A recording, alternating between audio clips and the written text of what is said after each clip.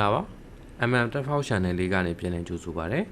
Digini, General MMT channel, General Tenanda Amiazubo, so where the below and install Loya Mesura, General Mila Shide, Amiazuaro Tibita de Pileme. Have met Matida Louis, Gold Cumulate Mashide, so where to who go, Session Lavi, so in, but a lower Mesura Nilio, Digini, Chevy Rame. Hope you know, a general channel, subscribe Loya de Buzula channel, subscribe Lobeba, the no channel de Mera Haria Lujimino, Joe Jizushi, the Suene, the channel, the agency, Chevy Loyabare. Hope you know, okay, who general software and install Lomas when Windows 10 PV, Windows 7 PV, Windows 11 PV. Hope you know, story step menu ma.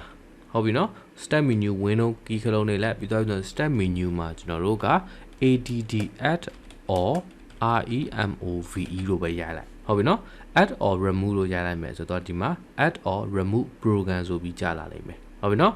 add ထဲကိုတစ်ချက်နှိပ်လိုက်မယ်ဆိုရင်ကျွန်တော်တို့ဒီမှာ setting window လေးကြာလာလိမ့်မယ် windows 10ဖြစ်ဖြစ် windows 11ဖြစ်ဖြစ်ဒီတိုင်းတူတူပဲဟုတ်ပြီနော်အဲ့ဒီထဲမှာကျွန်တော်တို့က add or remove program နဲ့ဝင်လိုက်တာနဲ့ဒီမှာရှိတဲ့ software list တွေကိုကျွန်တော်တို့က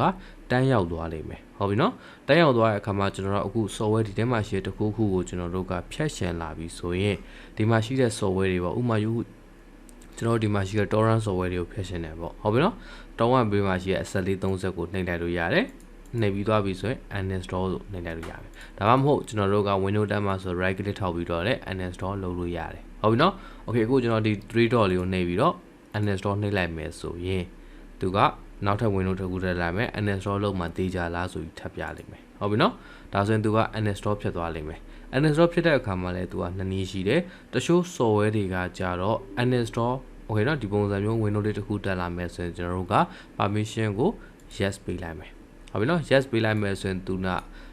နဲ့သက်ဆိုင်တဲ့ကျွန်တော်တို့ uninstaller လို့ခေါ်မဲ့ window လေးကြာလာနိုင်မယ်ဟုတ်ပြီနော်ဒီကောင်ကိုဖြတ်မှုအတွက် window လေးတစ်ခုတက်လာမယ်အဲ့ဒီမှာကျွန်တော်တို့က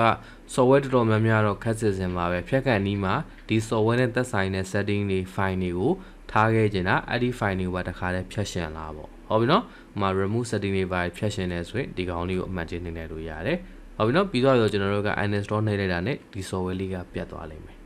ဟုတ်ပြီနော်အဲ့ဒါပဲကျွန်တော်တို့ကသင်တန်းသားများစုပေါ့အတူပဲ Photoshop software တွေပါ uninstall လုပ်မယ်ဆိုလဲအဲ့လိုပဲဒီကောင်လေးကိုကျွန်တော်တို့က uninstall နှိပ်လိုက်မယ်ဆိုရင်သူနဲ့သက်ဆိုင်တဲ့ဒီပုံစံမျိုး window လေးကြာလာလိမ့်မယ် yes ပေးလိုက်တာနဲ့အတူပဲ uninstaller ကသူကတစ်ခါတည်း uninstall လုပ်သွားလိမ့်မယ်ဟုတ်ပြီနော်နားလည်မယ်နော်အခုကျွန်တော်သွားတဲ့နည်းလေးက step menu ပေါ်ကနေ add or remove ဆိုပြီးသွားလိုက်တာဒါမှမဟုတ်ကျွန်တော်တို့က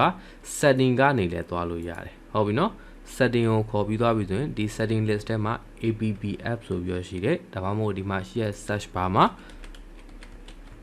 uninstall လို့ရလိုက်လို့ရတယ်ဒါမှမဟုတ် add or remove လို့ရလိုက်မယ်ဆိုရင်အခုနနေရာထဲပြန်ရောက်သွားလိမ့်မယ်ဟုတ်ပြီနော်ဒီကောင်လေး uninstall လုပ်တာလေးကိုတစ်ချက် try ကြည့်ပါစင်ပြေဘူးဆိုရင် comment မှာမှန်းခဲ့ပေးလို့ရပါတယ်